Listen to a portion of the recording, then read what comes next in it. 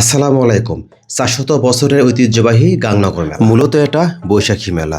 আর এই মেলাটা হয় প্রতি বছরের বাংলা সনের বৈশাখ মাসের প্রথম বৃহস্পতিবার। বগুড়ার শিবগঞ্জ উপজেলায় এই গাংনগর মেলা বসে। এই মেলাটা ৩ দিন, ৫ দিন বা ৭ দিন থাকে।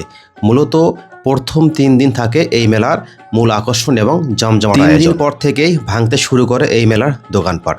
দেখা যায় আস্তে আস্তে ৩ থেকে ৭ দিনের ভিতরই এই মেলাটা পুরোটাই। আর এই মেলাকে কেন্দ্র করে আশপাশের গ্রামের প্রতিটা বাড়িতেই আত্মীয়স্বজনদের ভরে যায়।